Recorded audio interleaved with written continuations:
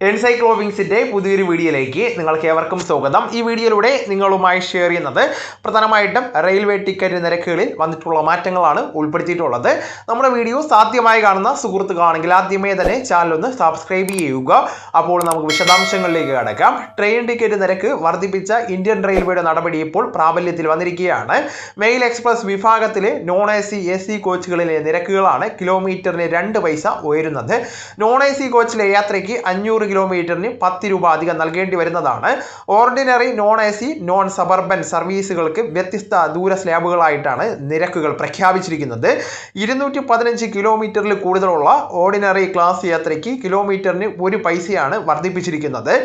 Mail express non AC യാത്രയ്ക്ക് കിലോമീറ്ററിന് 2 പൈസ ഉയരുന്നതാണ്. മെയിൽ എക്സ്പ്രസ് AC ക്ലാസ് കിലോമീറ്ററിന് 2 പൈസയും AC അല്ലാത്ത 500 കിലോമീറ്റർ യാത്രയ്ക്ക് 10 രൂപയും വർദ്ധിക്കുന്നതാണ്.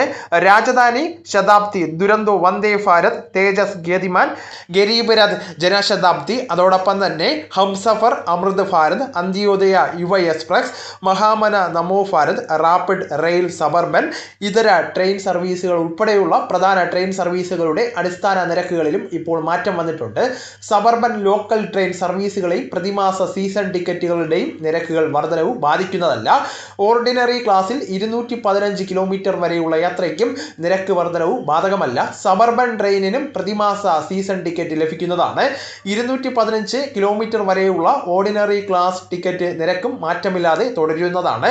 റിസർവേഷൻ ഫീസ്, സൂപ്പർ ഫാസ്റ്റ്, അതോടൊപ്പം തന്നെ സാർ റീചാർജുകൾ ഉൾപ്പെടെയുള്ള അനുബന്ധ ചാർജുകൾ GST നിയമങ്ങളും അതേപടി തുടരുമെന്ന് അധികൃതർ അറിയിച്ചിരിക്കുകയാണ്.